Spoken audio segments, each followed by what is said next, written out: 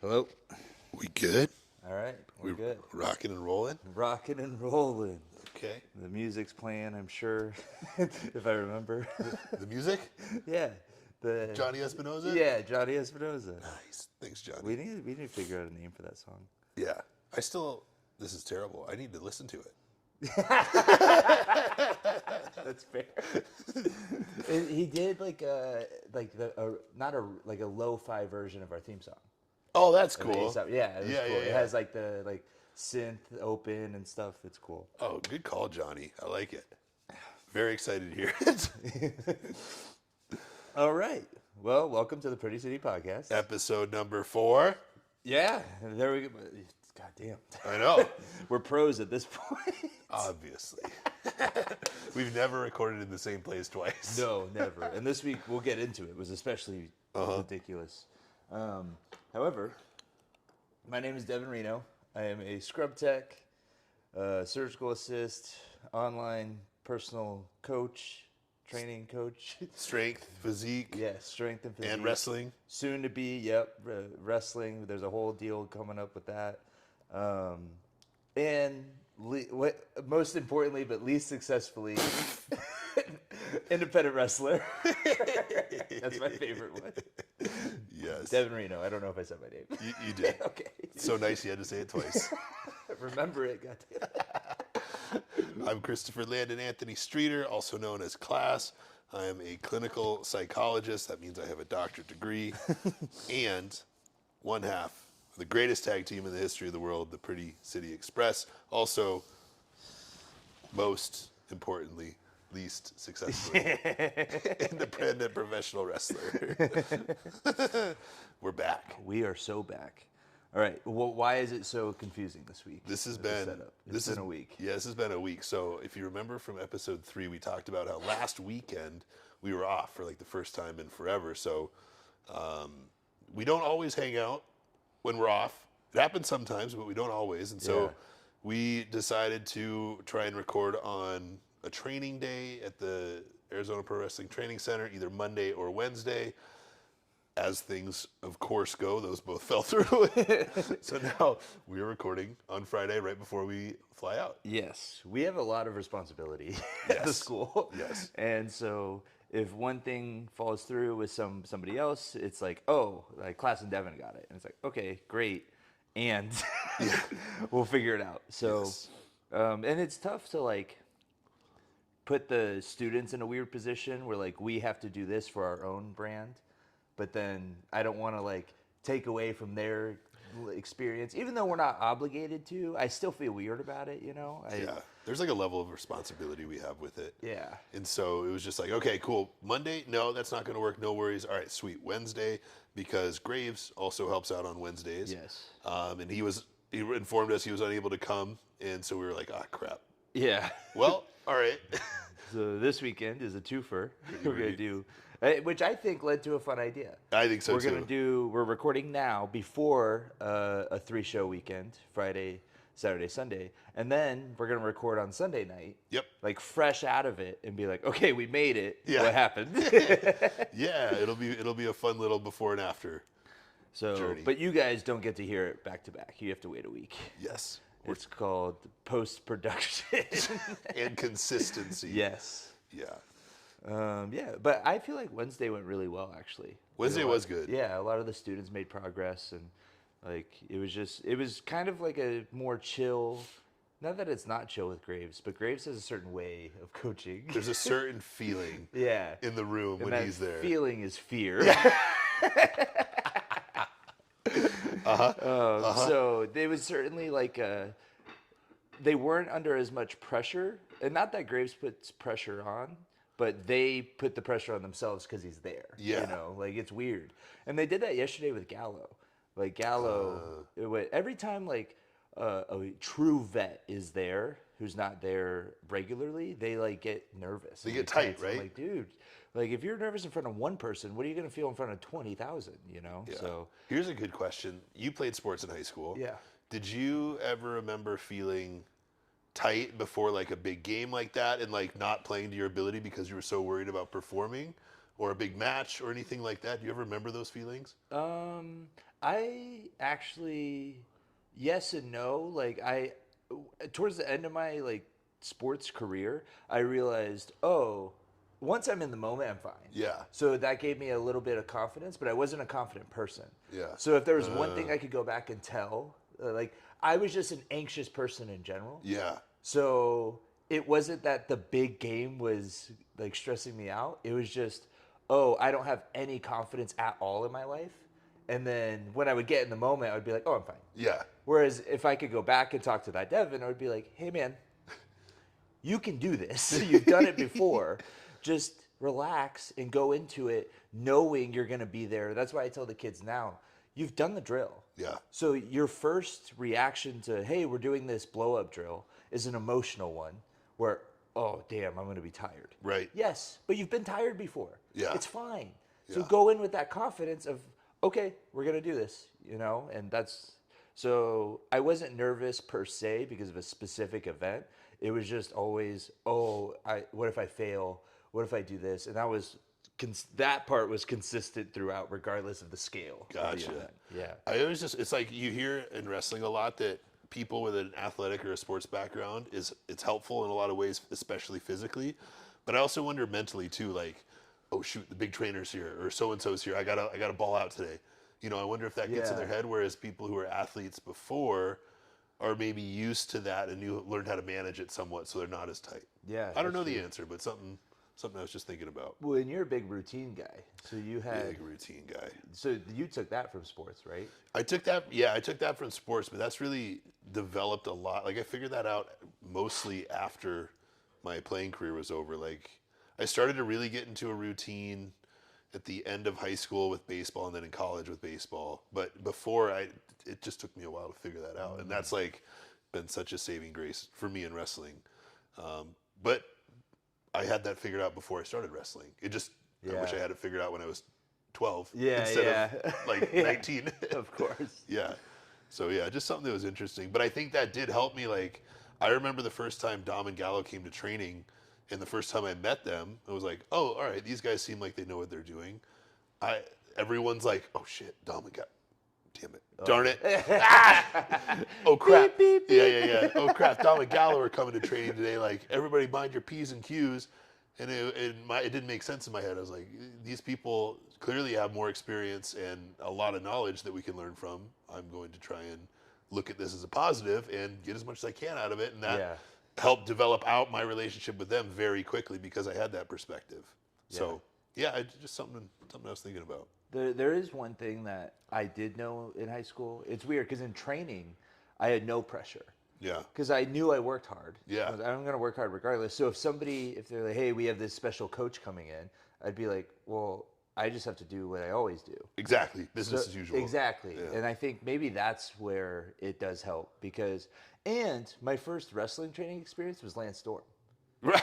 So that was that I had pressure because I was like, I have to be a natural. I have to be like the greatest of all time. And I was 18. Yeah. And then once I realized when he just broke it down so matter of fact, I was just, oh, there's no disappointing him because he's just like, okay, yeah, you got to get better at this. You're good at this, but you got to do that. Yep. And I was, oh, okay. I'll do that then. Yeah. And that helped a lot. So when I did go to the Arizona Pro Wrestling Training Center, now, regardless of who's watching, I know they're just going to give me an assessment. Yeah. And okay, like, I don't have to be perfect because they're going to find something wrong. Yeah. And that's what I want. I want them to find something wrong. And then as long as I trust my instincts and my work ethic and my basics, I'll be fine. Yeah. You brought up, it brings up another good thought is like, it comes back to preparation. Because think of where test anxiety comes from. If you study your butt off and you do everything within your power to learn the material for a test, you might have some anxiety, but it's not going to be as bad as if you go in and you're like, crap, I didn't do enough. I don't know this. Yeah. Same thing with training. Like you just said, you work your butt off 24/7. And so you trust your ability. You have confidence in what you know to then showcase it in front of whoever's there. So I wonder if that's it too. Like we know people are slacking. Everyone slacks. Yeah. So I wonder if that adds into the anxiety too of like, oh no, maybe subconsciously I haven't been doing what I need to. Now Gallo's here. Now he's going to yell at me. Blah, blah, blah, blah, blah. Yeah. Rabbit hole.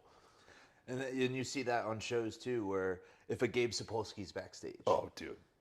Yes. Just my favorite thing is when like we're on a show where he's there is hearing people call their matches. Yeah. Because I go, oh, now you care? Yeah. Oh, now you want to have a great match? So the first time he was at a show, Remy Marcel and I wrestled, and we were the opener 6 minutes. And Remy goes, what do you want to do? And I went, what we always do. We're the opener at 6 minutes. We're going to have fun. Yeah. And he goes, well, I want you to get like an opportunity. So how do we show out? And I was only a year in. Yeah. And I go, we stick to the basics. We do our role, and we do it good. And he goes, what do you want to feature? I went, I'll do the knee drop, Remy. Yeah. Okay.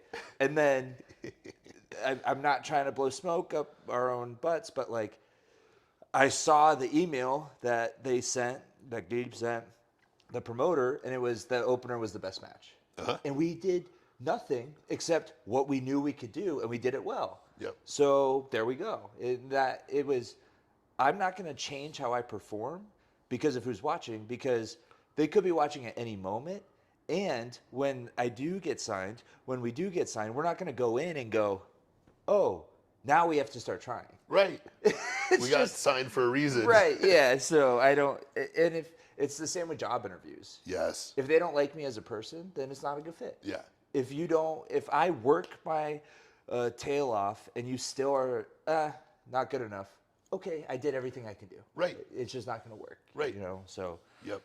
Yeah, that's an interesting thought. I just don't think people, they talk themselves into anxiety. Oh, dude, 100%. Yeah, 100%. It's like, yeah, you work yourself up into a fury, and then the performance goes, you know? So, yeah, I don't know. We kind of went on a tangent, but I think it was good, though. It was a great tangent. But learning to understand what story you're telling yourself and then how to manage that, right? Like, what story am I telling myself about Gallo being here? What story am I telling myself about Graves being here? And how is that causing me to feel a certain way? Identify that and then do something about it and change the direction of the thought. Because a lot of times that stuff is subconscious or barely conscious. And so 100%. It just kind of runs away.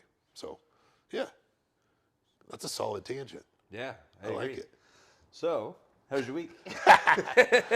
Week was good. Got a workout in on Monday. Danielle's dad came to visit us on Tuesday. We took him. I think I told you, her and I, for our second anniversary, we talked about how she played me into the 2 anniversary dinners. Yeah, she got you. Good job, Danielle. So for the second one that her and I went to, we went to the Italiano up here in Scottsdale. We took him there. He had a great time. We really enjoyed it. And then Wednesday we went to training. Yesterday was a crazy day at work, man. So, all right. I'm not going to go into too much detail, but this just totally caught me off guard and this set the tone for the day. So my boss was like, hey, there's this nurse meeting I want you to go to. They're expressing some concerns about veterans being like more on edge because of the Iran bombings and things like that. And then the staff is a little upset. So like, we just need to go and kind of like give them some resources. Like, great, cool, let's go. So the meeting starts. They're like, hey, PCMHI, we're called Primary Care Mental Health Integration because we work with the primary care providers. Okay. So PCMHI is our acronym. They're like, hey, PCMHI is here. They're just going to talk about some resources. And my boss was like, yeah, what's going on? And one nurse she just goes, yeah, I don't know what I can say and what I can't say. 3 words into my boss starting to talk, another nurse goes, I can't take it anymore. Oh my God. And just starts bawling and like crashing out about how she's stressed, about how the VA is not a good place to work for her, about how she's afraid to take like a break, how she's taking care of her parents at home. Like, dude, this is like a 30-minute crash out. It was everyone was great. Everyone was very supportive of her, but that moment set the tone for the day yesterday. So I was excited when it was over. If you are going to crash out, being surrounded by mental health professionals. That was the place. Yeah, that was the place. She crashed out appropriately. I never would have thought about how like global affairs affects people like that. Veterans especially. Of course, yeah. Because, that's insane. So like that's a big one. I haven't seen it as much because it's fresh, but the withdrawal from Afghanistan was really big because a lot of people served there. And so they were like, a lot of reactions was like, either I don't like how they did that, or what did I lose my friends for? Right. Yeah. What were you know, so there was a lot of just like really guttural reactions because they were on the ground, and then the Ukraine conflict was a big one that got people going too. So I never would have thought of it either until I was kind of confronted with it face to face.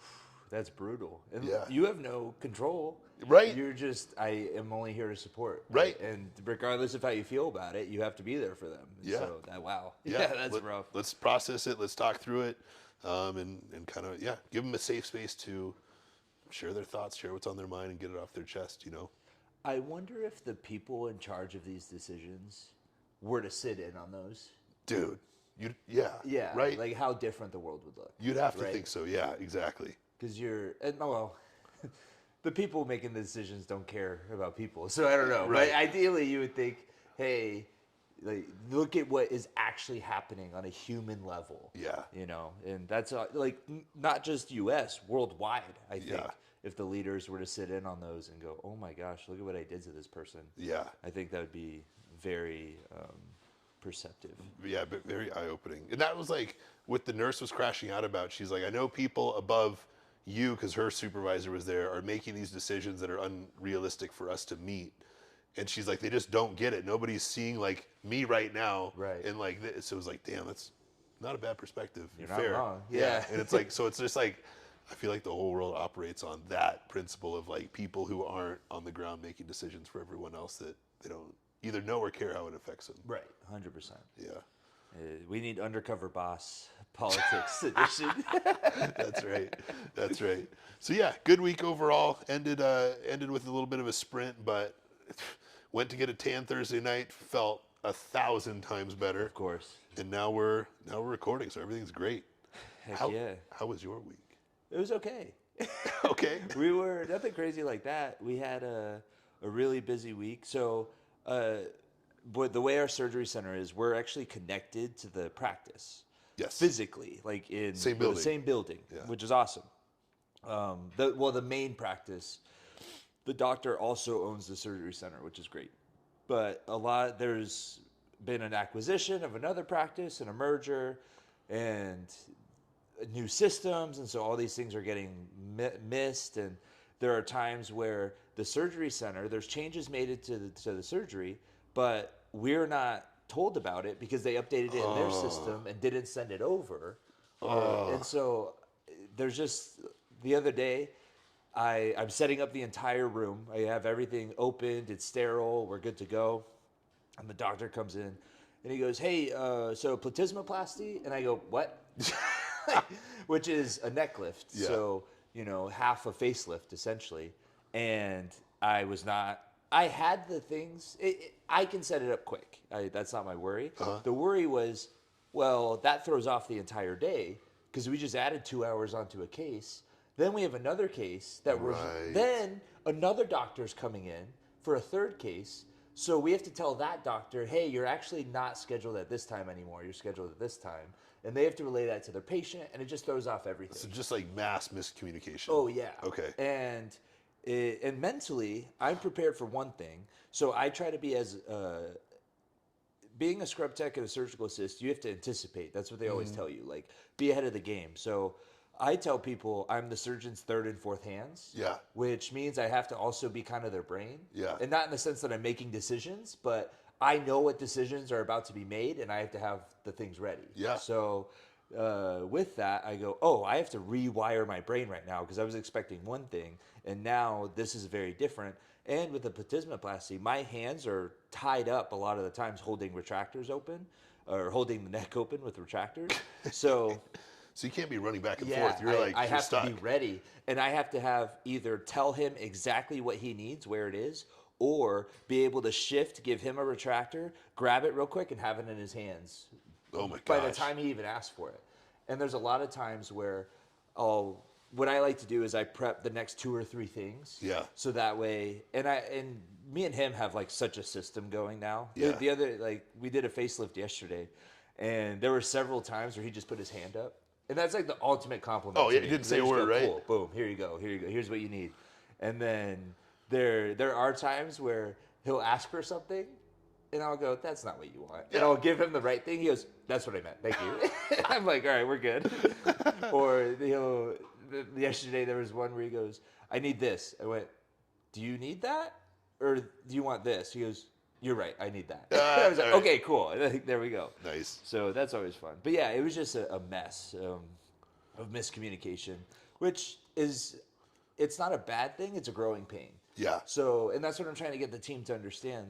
Ultimately, the merger is a good thing.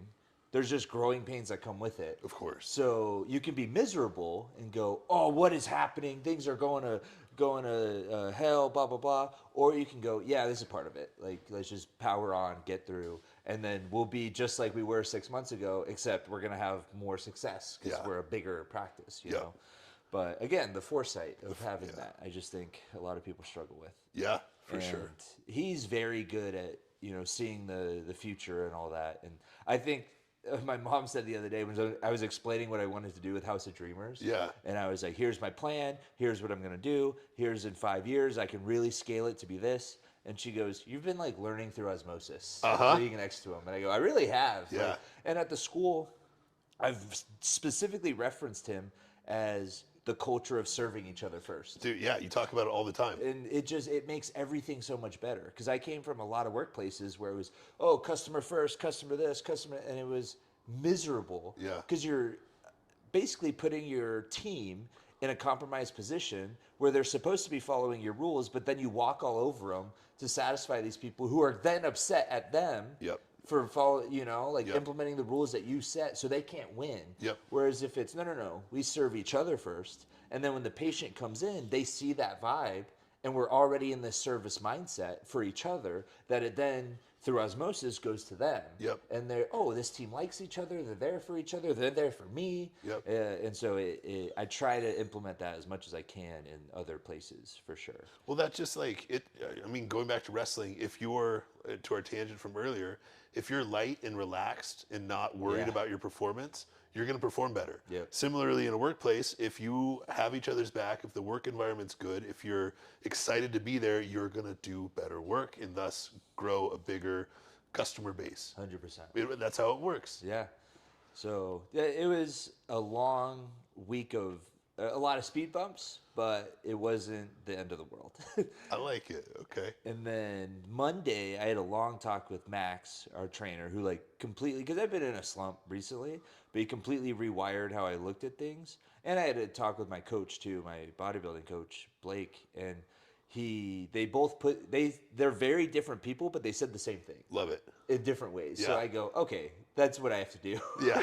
If these people who I trust really well and look up to and go to for advice, because they're so different, I value both perspectives. Yeah. And if they're both saying the same thing, I know, okay, that's my goal. That's what I'm going to do. And it's just rewiring how you look at things. This summer is going to be big for me, personally, like in my personal life. And going into it, I go, oh, I only have 11 more weeks until I have to do this thing. And then I have 11 more weeks. What can I do for fun? What can I enjoy? Yeah. Instead of just, I'm just waiting till this happens. It's like, no. What can you do in the meantime to have fun and make it worth it? Because you might not have that opportunity before, So Max says that all the time, right? Like, Yeah. he's like, it's important to keep the human side of yourself while you're involved in this thing called wrestling. 100%. Because the people who don't either crash and burn very hard, or they're just, what does he always say? They're just weird. Yeah. Like some of the guys we were talking about from the other weekend, he's like, oh yeah, he's been a lifer. Like, Yeah. He's just a strange dude. Yeah, He's just been around it and nothing else. Because it's not reality. Yeah. And wrestling is it's a bubble. Yeah. It's its own world. And if you never leave that bubble, these things that are so important, wrestling's important. It's literally our whole lives. Yeah. We dedicate our entire lives to this. And when you meet a normal person, they're just like, what is wrong with you? Yeah. In not a bad way. They just don't understand. Because there will be times where at work, people ask me something. I go, oh, yeah, this happened, and they go, okay. Right, and that's it. Yeah, and I'm like, oh, I guess to a normal person, it is just okay. Yeah. Whereas for me, I traveled to 3 different states, wrestled in front of 1,000 people, had this crazy moment where our story connected with the audience and all that. And then you clock in on Monday, and it's, oh, cool. Yeah.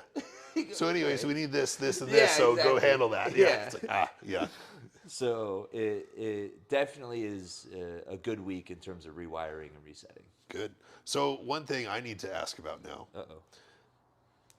You mentioned that you and Golly have this unspoken connection. Yes.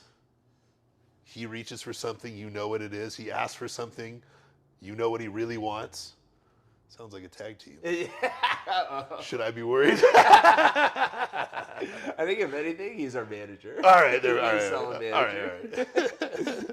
Love it. And if we're the pretty city, he's making the city pretty. He's making Scottsdale the pretty city. He's responsible for it. And obviously a great business manager, so Yes, yeah. 100%. solid pivot right there. All right, are we ready? Let's do it. Oh yeah, it's my turn. It's your turn. Yeah. What? Dude, so Santana actually came up with a really good idea for this segment name. Not for both of us, just for me. Uh-huh. Because I have the House of Dreamers. Yep. He goes, what if it's the Reno's House of Horrors? House of Horrors. That's good. It was right there. That's it. Yeah. So yeah, that's right. that's gonna be my segment. The Reno House of Horrors. I was trying to think of yours, like if we do something like Class Center. Oh, instead of Sports Center? Yeah. That's pretty cool. It's like, That's pretty good. Yeah, I was like, maybe we do Class Center or Reno's House of Horrors. Yeah. Um, I think Class Center with whatever intro music is on your mind Yes. that's trying to get this. I think that would be perfect. That'd be awesome. Oh yeah, last time I did Pirates, huh? You did Pirates of the Caribbean.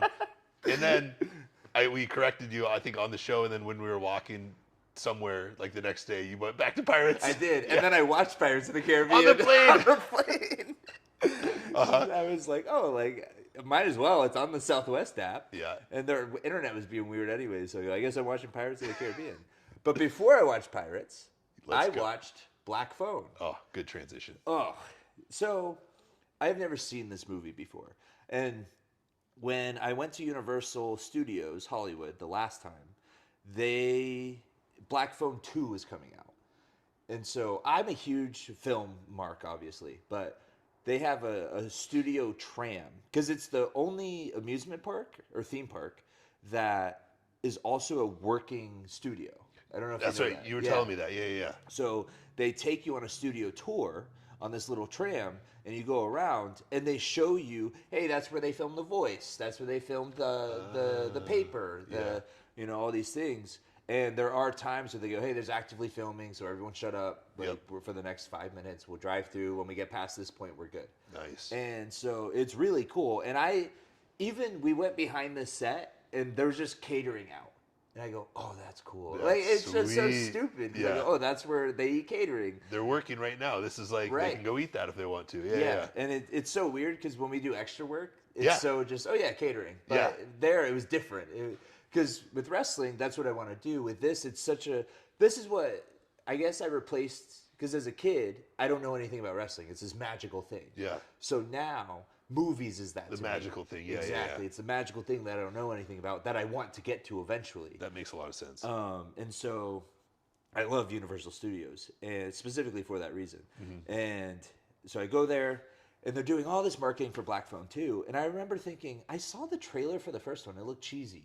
Like, there's no way this is good. Okay. And then they played the trailer on the tram, and I went, that kind of looks cool. Okay. Like, interesting. Okay. And so then my sister texts me out of the blue, Mercy, and she's a big horror fan too. And she goes, hey, have you seen Black Phone 2?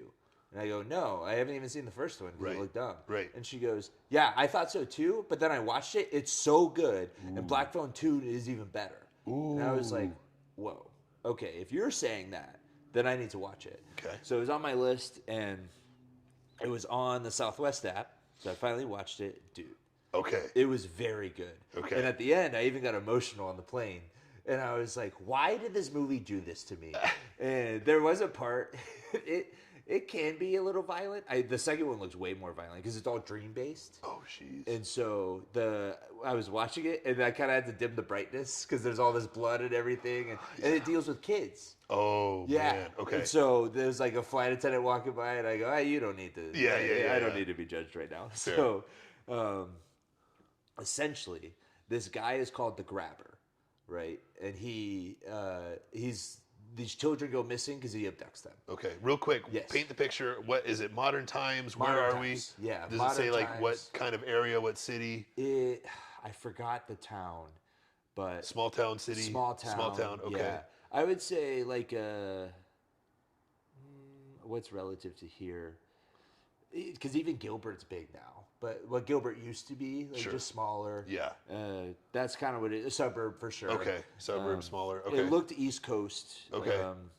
And so like green. Yep. Kids walk to school. They like Yep. walk to their friend's house after, stuff Okay. like that. Okay. And so So the guy. the grabber, nobody knows who he is, obviously, and what I thought was really interesting is they would go from like normal movie to artistic rendition of what happened, and so you go, oh, that kid didn't make it home that night. Yeah. And they get the phone call and it goes, oh, he's not. What do you mean? And then so it's based around two kids. Okay. Brother and sister. Brother's older, sister's younger. I forgot their names, but the brother is about 13-ish, and he gets bullied all the time. Okay. He just gets picked on. And then there's a kid in the school. His name's Rudy, I think. And so Rudy's like a badass. Okay. He wears the headband. He knows karate or something. Like he fights. Oh, right? he's cool. Yeah. He's cool. And so at the beginning of the movie, the brother and sister are walking to school, and Rudy is squaring up with this giant kid. Okay. And he's just, hey man, you've been talking trash. I don't like how you're treating other people. Blah blah blah. And the giant kid like shoves him. He goes, okay, I guess you want to do this. And so Rudy breaks his nose, and he falls, and he just assaults him. Oh. Like just on top, like unanswered shots. Yeah, like, yeah. oh, you're gonna kill this person. Yeah. And so I thought Rudy was the heel. Because I was like, oh, that's messed up, man. Right. And the brother and the sister goes, hey, look, let's go watch. And he's like, no, I don't want to watch that. And she's like, why? He deserved it. And he goes, yeah, that's a little much. And so I go, oh, the brother and Rudy must have heat. But then the brother gets like chased into a bathroom, and the bullies are in there, and there's three of them, one of him, and he goes into the stall, but they like, hey, come out. Yep. And they're about to beat him up, and Rudy walks comes in. Rudy. And they all kind of like just stop and stare at him. And he goes, I would call the kid Timmy, the brother. Yeah. He's like, hey, Timmy, everything all right? And he's like, yeah, I'm good. And then he looks at all of them, and he's like, if I ever see you mess with him again, I'll F you up, essentially. Okay. And they go, and so they walk away. I was like, oh, Rudy's awesome. And Rudy gives him advice and talks to him. He's like, well, my uncle said this, and it was just really cool. So they really established Rudy really well. High school age? No, he's their age. Okay. Like, he's smaller. Okay. Yeah. Whoa. He's just a killer. Yeah. And so that day, they go home. The brother and sister are chilling, and their dad, who's a horribly abusive alcoholic. Sure. Yeah. He gets a phone call, and then he goes into their room, and he's like, hey, Timmy, like, they got Rudy.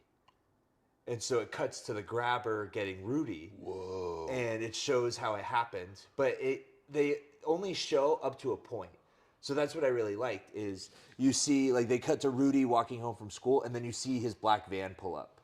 Whoa. And then it disappears. Okay. Like, it cuts to the other scene. Yeah. And you go, oh. So they keep going to these renditions of the black van pulling up where whatever kid was kidnapped. And then close every time, you see more and more of what happened. So the first time, just the black van comes up. The kid's on his bike. The black van pulls up next to him. That's it. That's it. The second time, you see him get out and square up with Rudy, and then it cuts out. You don't see anything after that. Okay. So it gets progressively, you see more and more. Well, then Timmy goes to school the next day with his sister. Everybody knows Rudy got kidnapped. And so the three bullies find Timmy. Oh, and sure. they beat the crap out of him. Like, they're killing him. And the sister is my favorite. Okay. I'm going to cuss here, but she like runs over. She goes, you fucking cocksuckers. And she's like, no. And she comes in and starts swinging. Yeah. Dude, this is what messed me up. Like, they kind of push the sister to the ground. And then the two smaller bullies are kind of looking at her.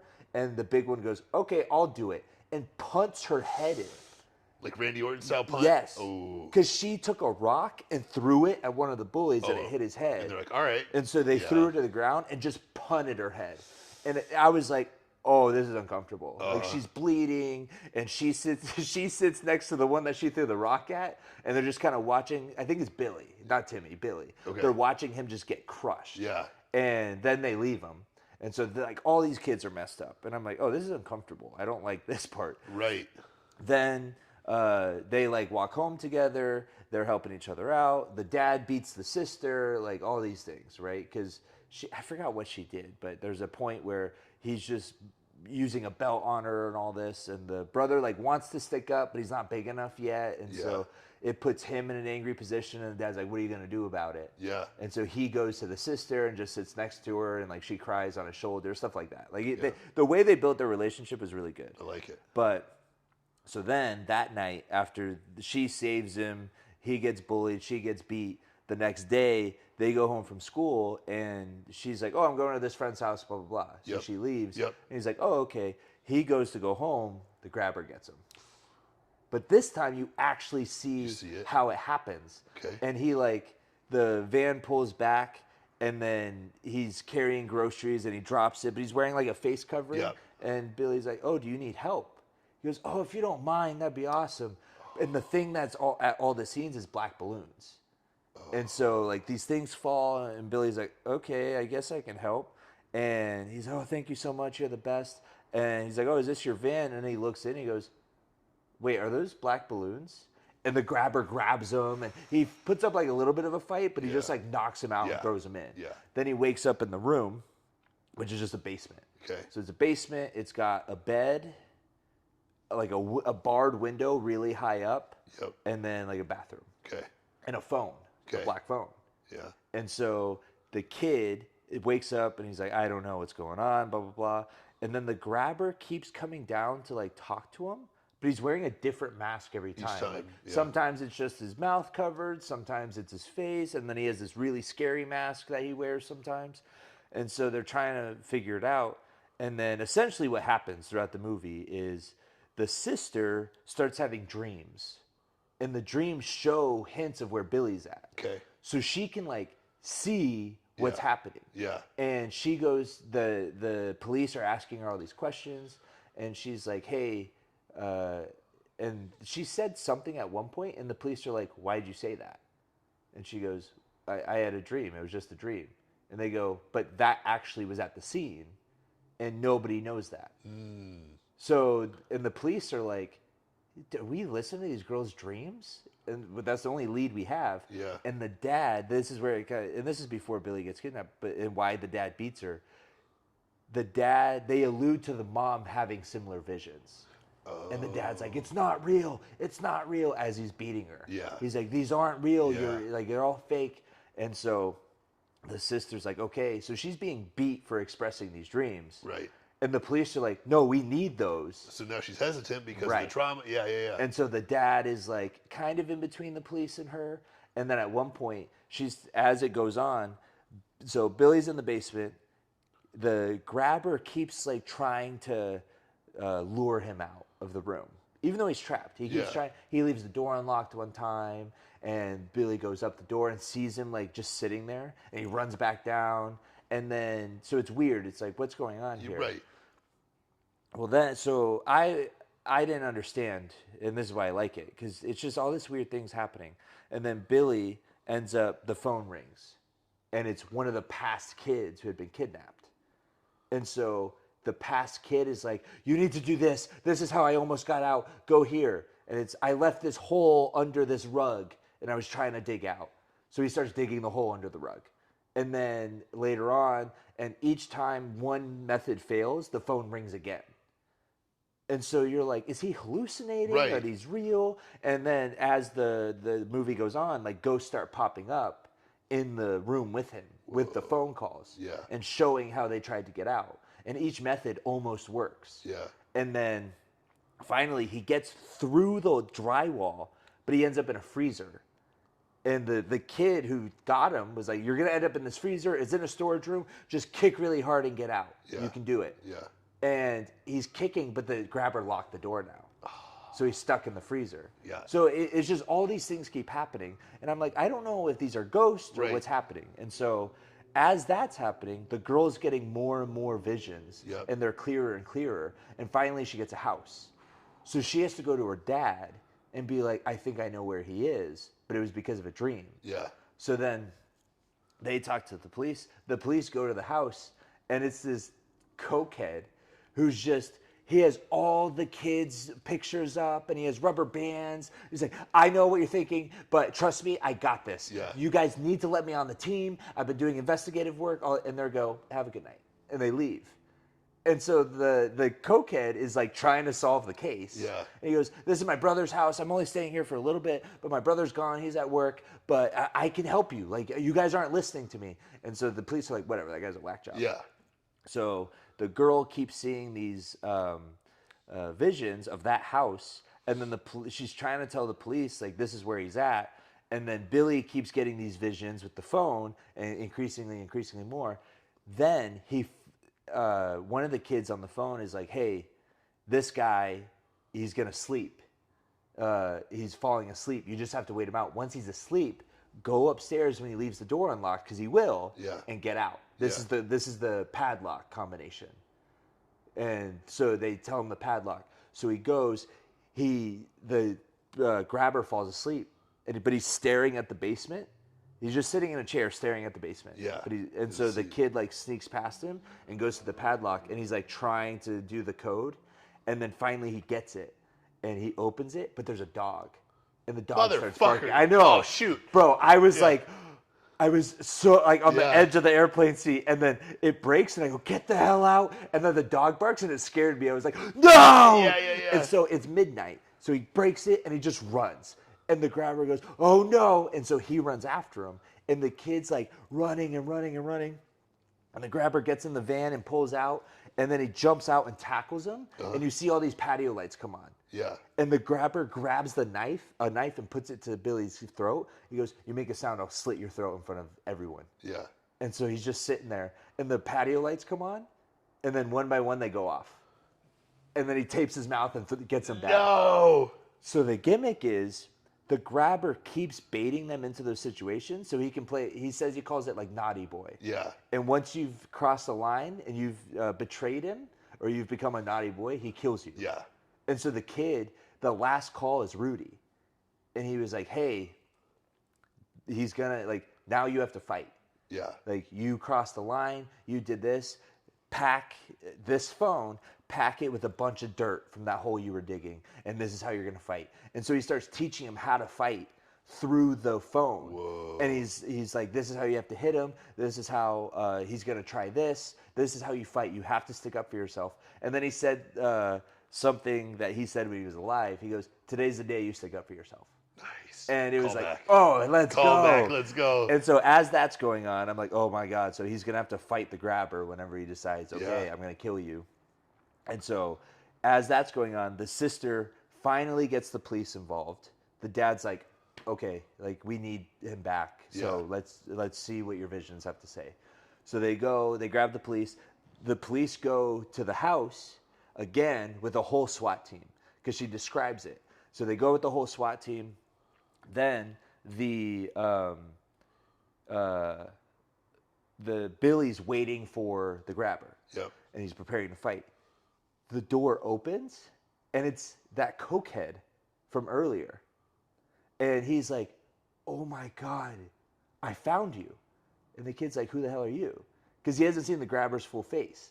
He's like, no, I'm here to help you. Like, I'm going to go get the police. Like, let's go. And as he's talking, he gets an axe to the head, and he just dies. The brother that he was talking about who was working is the grabber.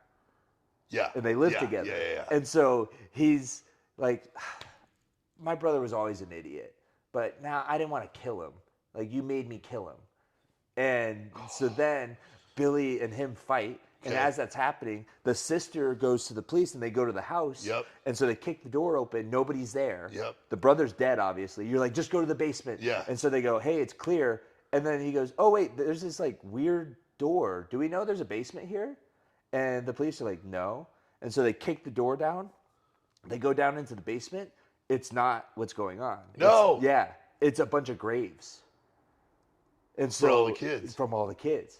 And that's where they go, oh, this is where he buries him. Yeah. So they go, well, if this is where he buries him, where does he kill him? Yeah. And then it cuts back to Billy, and he's fighting him. He's doing what Ruben said, and then he ends up killing the grabber. And it's like a pretty, like he falls through the hole that he was digging. Oh, yeah. And so it all comes together. They all tie it up really well. And then Billy kills him, and then but the dog is there. Come on. And so he's like and the dog's like guarding the door. And so he's chained up, and Billy's like staring at him, and then he remembers the freezer. So he goes to the freezer, grabs the steak, throws the steak, and then the dog goes to check, and then Billy like sneaks out. Yeah. Let's go. He uses the padlock, he goes, and then he gets out. And when he gets out, the police are there, but they're across the street. Oh, it's a different house. It's a different house. Dude. He bought a house right across the street to kill him, and then he transports him right over to bury him. Wow. And so the brother was in the one where they were buried, but not the one where Yep. And so like the sister's the only one. This is where I got emotional. Like the sister's like, my dreams lied to me. Like he was here. Like I don't understand. He was here. And then she sees him come out of the other house, and she just runs at him, and they hug. And then it was really cool. I was like, oh damn! Like the sister was so cool because she's like a 10-year-old girl, but she's like, I don't care. Like I'm gonna fight. I'm gonna do this. And I was like, oh hell yeah, that's a cool little sister. That's incredible. Yeah, it took me on a ride, dude. Wow. I was just like, what is happening? But not in a bad way. No, right. Because the first scene was so artistically done with the first abduction that I go, okay, let's see what happens. Yeah. Like there's a lot of movies that I can't follow, but I also don't like the choices they make with how they're filming it. Yeah. So I go, this just seems like a lot. Right. Like you're just trying to do things, whereas it was so meticulous that I go, I trust this director's vision. Yeah. Like I see. Just the way that they're putting together and editing all this, I know they have a plan. Whereas there's other movies where they're like, look at this twist out of nowhere. I'm like, you didn't plan any of that. Yeah. It's like, okay, it's doing spots, whereas like, hey, well, let's put this here. It might not pay off, but we'll pay it off here. Yeah. That's what I was thinking as I was watching it. Because that first scene hooked me. And I go, I don't know what's going to happen, but I'm down. Yeah. Whatever. And then it took me on a ride where I think some people try so hard to go, okay, I know what's going to happen. Yeah. As opposed to, seems cool. Let's see where it takes me. Yeah, I trust you, Wow. Dude. Oh, dude, 2 for 2 on the movie descriptions. That one was crazy because it's been like a week since I've seen it. Oh, no, 2 weeks. Yeah. So I apologize if that was a little rambly. No, it was great. I felt like I was at the theater. Bro, it was so good. This is why I never need to watch a scary movie again. I'm in the comfort of my home. We're on the couch. It's sunny outside. And then I hear this great story. Bro, I got to watch 2. Now I'm excited again because I was watching it. I feel bad because I forgot all the kids' names. It's probably not Rudy and Billy. That's all right. But it's like technically not doing spoilers. If you don't know Watch their names be so off. I know. Like somebody watches this, they go, oh, he wasn't even close. But the story. Yeah. The story was there. Storytelling, bro. Yep. But nice. yeah, it was insane. And the grabber, I have to show you. I'll show you the mask right now. He has a really sick mask. Yeah. Okay. Black phone mask. Reno's House of Horrors. I like it. Yeah. Oh. And it's Ethan Hawke. Oh my gosh. Yeah. Okay. Yeah. I've seen the thumbnail for this. I think it's on Peacock. Yeah, it's on. Yeah, it's an NBC. Yeah. Okay. But that's like what I was thinking too. Like for some reason, my mind just went there. Yeah. With that mask. Oh, that's cool. Okay. Still probably not going to watch it. But I'll let you know how 2 goes. Okay. So stay tuned. Episode 6. Yes. We'll have Black Phone 2. Black Phone 2. Yeah. I almost said Black Mirror. I knew that wasn't right. Well, I should do a Black Mirror episode. That'd be Because kinda you haven't fun. watched those, huh? Oh, dude, they're messed up. Yeah. Okay. Sweet. Questions? Let's do maybe one question each, and then we got to hit the airport. Speed round. Okay. You ready? Let's do it. You want to go first? Or you want me? Yeah, I'll go first. All right, I'll do an easy one. Okay. Let's see. Question from. Let's do Renegade Ricky Rebel. Okay. I got one from From them too. NWA New Mexico. Upcoming, he actually just had a serious injury, so he's on the recovery from that. Ricky, I wish you well. Yep. Great dude. He's working. I think he was a rugby player before. Oh. Yeah, maybe. with Tommy. I think they played rugby. That's how they kind of. Okay. He's a big dude. Yeah, so check out Renegade Ricky Reppel. He's making his recovery. Wish him well, and he'll be back in the ring in no time, I'm sure. He's a tough SOB. Yep. What is the furthest promotion you guys have worked from home? Ooh, you want to go first? I think it's Beyond, right? For me. For you, yeah. Yeah. So Beyond Wrestling out we did 2 shows with them. We did a Rhode Island show and then a Worcester show. Yeah. Which it was a blast. It was so much fun. Dude, those are great. Cranston, Rhode Island. That's what it was. Nice memory. And Beyond, everyone knows Beyond, I feel like. Yeah. If you're listening to this, you know Beyond. But Yeah. they do Monday, Thursday shows. They're great. They're just a phenomenal roster. Like if you look at any show, they run weekly, 2 shows a week, and any roster, like any show is stacked. So and they air on IWTV, so check out them. You won't be disappointed. The quality of wrestling that they consistently put out for an indie is just insane. It's incredible. They're on a national TV schedule, but they do it all themselves. So Beyond Wrestling, we can't wait to go back. We're very, very excited for the future, and I think we have some things coming up that could relate to that. But yeah, super excited. Beyond Wrestling, check them out. Renegade Ricky Rebel, check them out. A lot of fun. I think this is going to end up being further than that, but when I did residency in Alaska, I wrestled in Alaska for a year. So the promotions I worked for, as far as I know, have kind of fallen through. Like, if you guys are familiar with Freya the Slaya, she's a OVW talent, an incredible talent right now. She moved from Alaska, but she had a promotion that it was actually one of my all-time favorite shows. Was she did a show at a bar in Anchorage, and it was so fun. I talk about that and it being one of my favorite matches of all time. But now the scene in Alaska is the 907. I think that's the name of the promotion, and that's also a school, and so that's where a lot of people go up. And the guy who runs it, JT West, he was around when I was up there, but he started the school probably a month or 2 after I moved back to Scottsdale. So we had training. We did training and stuff up there, and ran shows like once a month. But the 907 is the main thing in Anchorage in Alaska now. Check them out; they're very, very good. Nice. Yeah. Heck yeah. Yeah, and I guess also too, Wrestle Pro ran a show in Anchorage. Yeah. And I worked the first one they did in Anchorage. So. Yeah, who'd you work? Okay. Yeah. First off, I worked Hornswoggle. Yeah. That little shit gave me a titty twister, double, and then as I jumped and like was grabbing my boobs and my nipples to heal them, Yes. he bit me in the butt. Devilish little sucker. Crowd went crazy, I'm sure. Crowd was very. My parents were there too. Oh, of course they were. Yeah. I ended up winning, kicked his little face off, and Damn. the first thing my dad said to me after the show, he was like, "Man, I didn't think you had a chance." Thanks, Dad. Oh, that's awesome. Good question. Okay, I'll do one quick. This one is from. Oh, it looks like our flight might have just got delayed. Oh. A little bit? It's been doing that all morning. It's kind of flipping, yeah. Oh, so now we board an hour later. Oh, all Well, right. We got time. Yeah, we got time.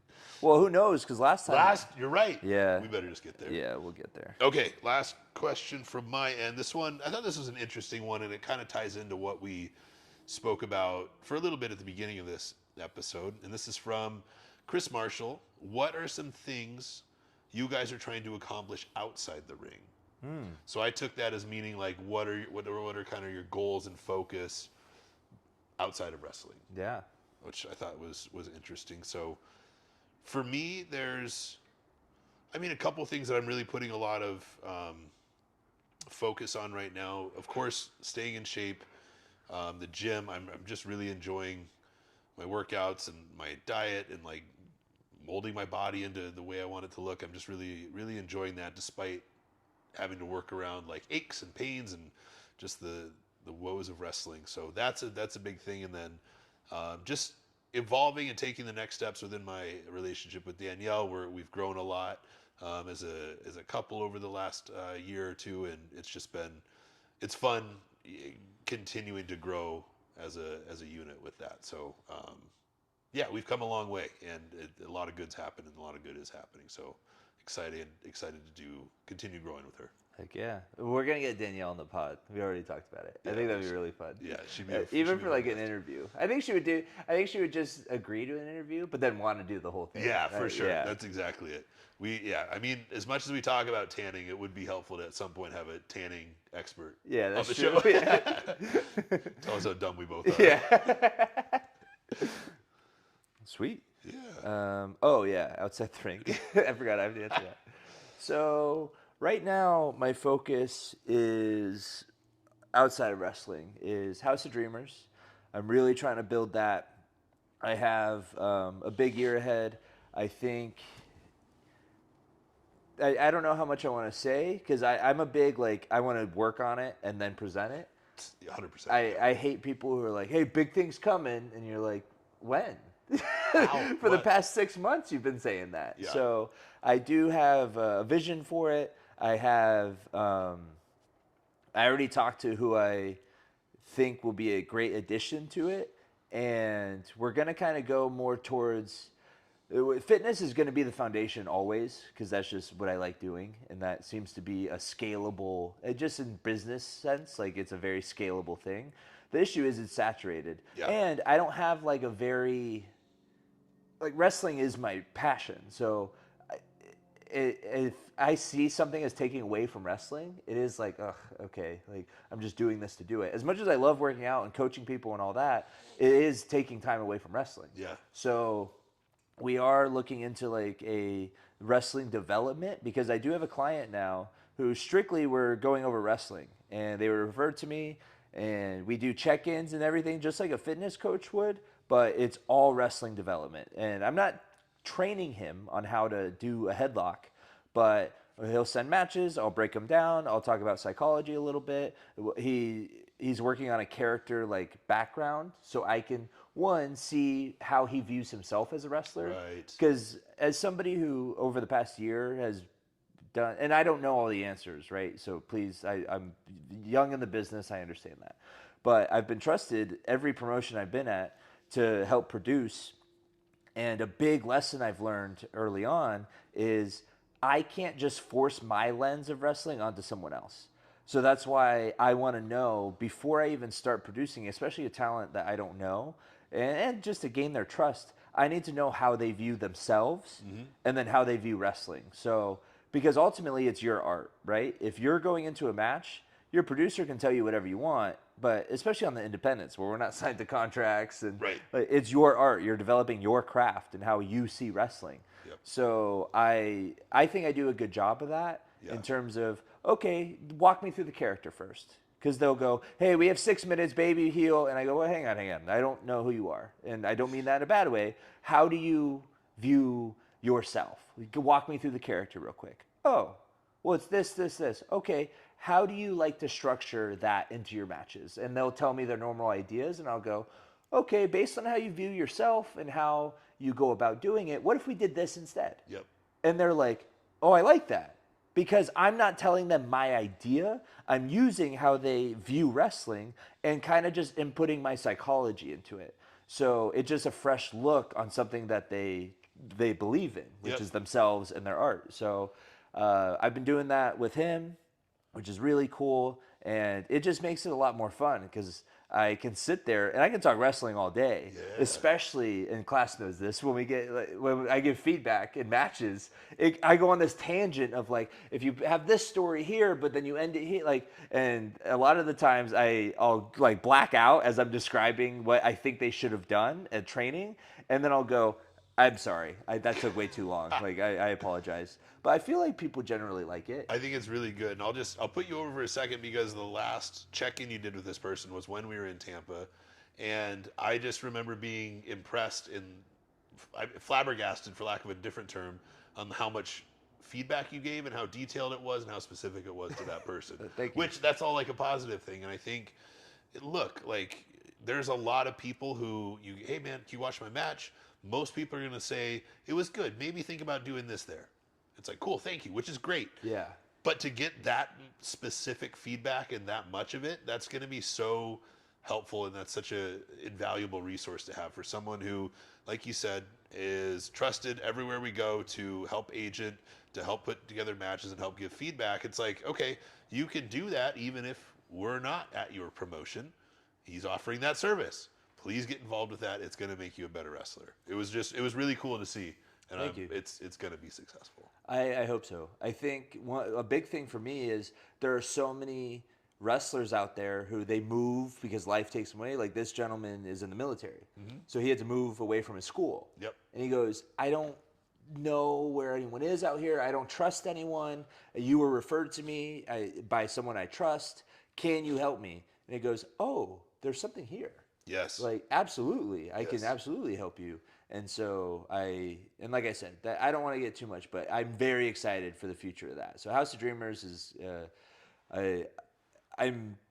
it's kind of the rewiring of my brain and how I'm looking at things, but also it's, I truly believe in this and I really want to do something special. So that's a thing. And then I have another idea for a YouTube content like series that I actually feel like I would enjoy doing, and would just be fulfilling. So that's coming up too. That's not for a while because I want to make it as good as I can. I want to produce it. I don't want to put up content because before it was like, okay, I need content. Well, I like talking, and so I'll talk and then just upload it. But now I'm like, you know what? I like art as well and presenting things a certain way. So how can I, one, rewire how I look at life? And Max he talked to me about it, and he was like, why don't you focus on what you haven't done yet in terms of life and what you want to do? Yeah. And he asked me that, and then I went home and I go, I have no idea what I want to do. Yeah. Like, because as a kid, I had a list of things I had a bucket list at 12. Yeah. And what's crazy is I found that list. No my mom kept way. it. Yeah. That's cool. And because I was at home and I'm like, I don't even know what I want to do with my life besides wrestling. Yeah. I truly don't.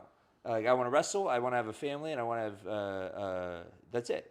Yeah. Like that's all I've wanted to do.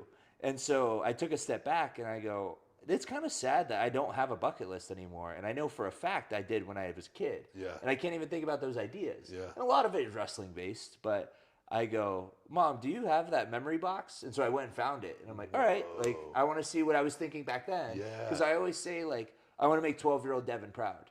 But then that's with wrestling, not with life. Yep. So if let's say for like, God forbid, right, I get injured. Yeah. Then wrestling's taken away from me. Yeah. And then it becomes, well, Now what? what did I do? Yeah. What did I do with my life besides this thing that I didn't even get to pay off? And it's, I don't know. So that'll be something that I want to incorporate into a series, which I think will be really cool. I like that. But yeah, that's what I'm working on. I'm busy. I'm a busy person. Yes. I feel like. And it's all self-imposed. Uh-huh. Like, I remember I went part-time last I year. was just going to bring that up. And all you guys were like, Dev, you're just going to find more things to be busy with. Yeah. And I was like, no. And then I did. And then I went back to full-time. So And now I'm kept even busier than before. Yeah. I totally worked myself. None of us were surprised. Yeah. Oh, it's terrible. Yeah. One day. Yeah. Good answer. Yeah, so lots of stuff coming up. But man, I think with that, real quick, so this weekend we're about to fly to Denver. We have Bierstadt tonight, which is like maybe our favorite, if not one of our favorite places to work. I think tomorrow is Stanley Marketplace. Oh, heck yeah. Okay. Which is another awesome Bierstadt adjacent type place. Yeah. And then Sunday we have the Silverton Heck yeah. in Vegas. FSW 5-on-5. Restoration takes on the faction. Let's go. We're going to restore the fact. Yeah, we are. All right, guys. Thank you for listening. We hope you have a great week, and we'll talk to you next week. Yep. And let you know how all those matches went. Yep. Yeah. Hopefully they're great. Later, guys.